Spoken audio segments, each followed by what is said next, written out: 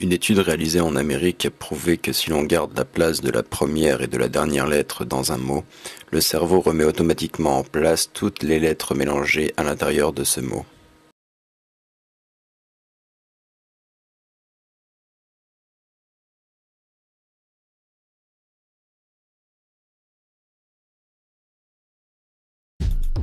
C'est à l'aube du 4e millénaire que mon ami Sigmund m'a fait part de ses expériences sur le temps. Il créa une suite d'images issues directement de son cerveau grâce à son loi Tanigami, une sorte de reproducteur de pensée.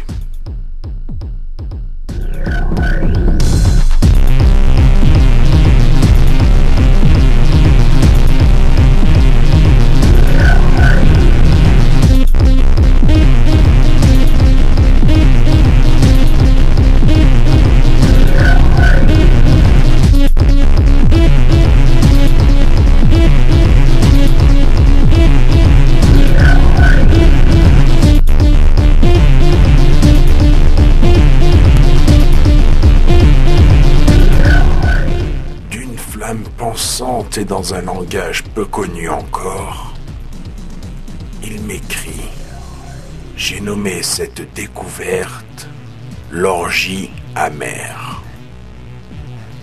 Sigmund a imaginé un monde où les gens seraient vêtus tels qu'il y a quelques siècles, vers le début du 3e millénaire. Cette période, m'écrit-il, est plus représentative de l'aboutissement de la pensée aux actes. L'histoire que Sigmund me raconte est le concours d'un homme devant trouver un objet quelconque en se laissant guider par son intuition, sans tenir compte du hasard, mais plutôt en s'en servant. Et s'il réussit, alors il accédera aux portes de la vérité. C'est sur la côte, après la grande forêt, que tout commence et que tout finit. X rencontre I le grec, qui lui donne les indications le concernant pour l'épreuve. Les indications sont celles du passeur. Le passeur fixe toujours le point de départ de l'épreuve à 10 heures.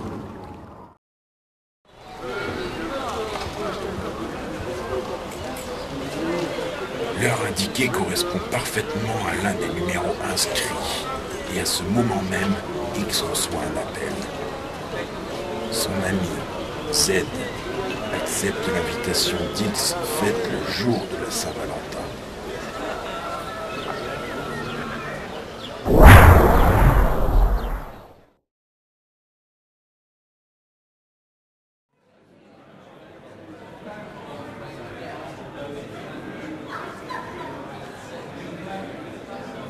X sait que s'il réussit l'épreuve, il accédera aux portes de la vérité.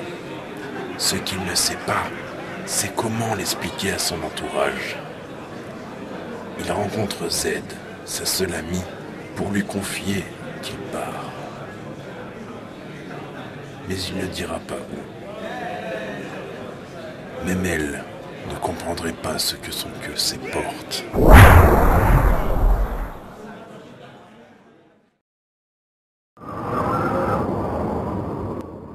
X se fait déposer en taxi devant la grande forêt.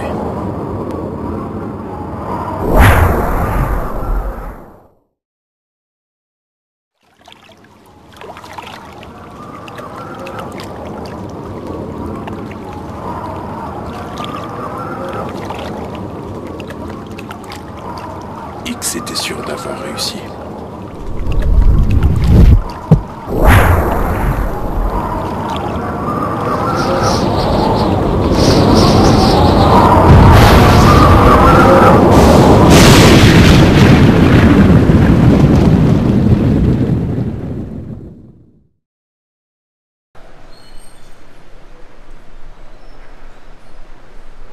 X appelle un taxi pour se rendre à la grande forêt.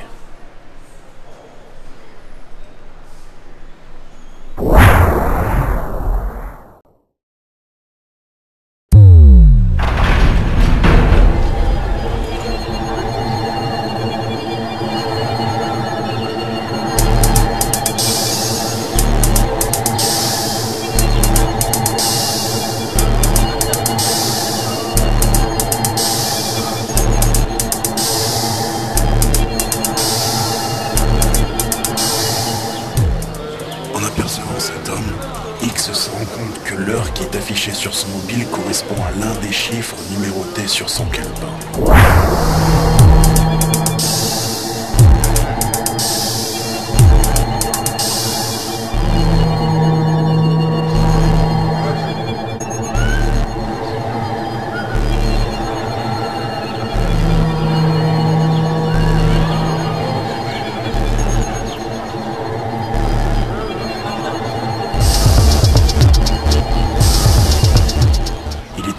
Pour X que le point de départ étant le marché et l'objet recherché étant un fruit, tout ici serait à prendre en compte. Le poids, le nombre, les dimensions, tout.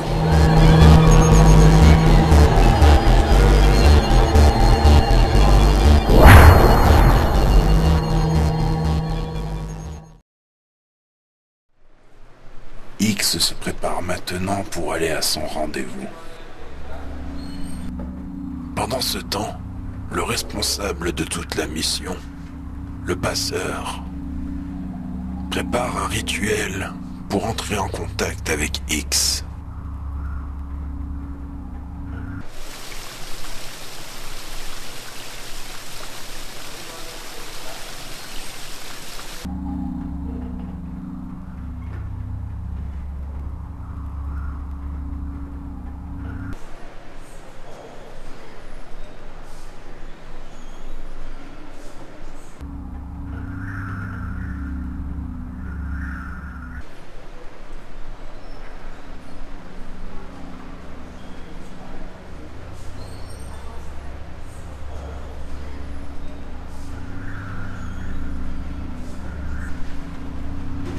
Communication via la pensée n'existait pas encore à cette époque.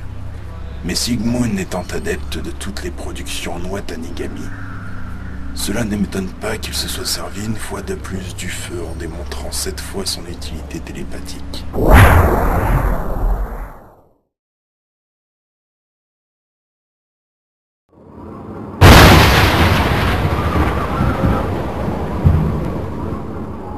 Et voici l'épilogue.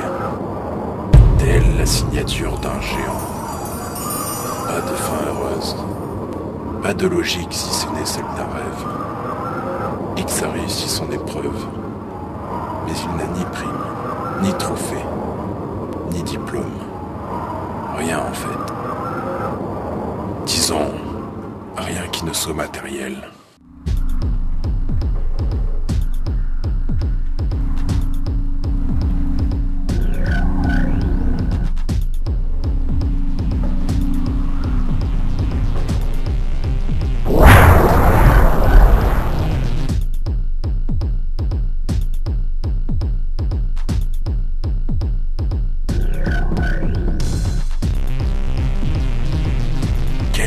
Message, Sigmund. Quelle est cette découverte sur le temps? Tu as autrefois défini le temps comme une hémorragie, et aujourd'hui tu le décris comme une orgie au goût amer.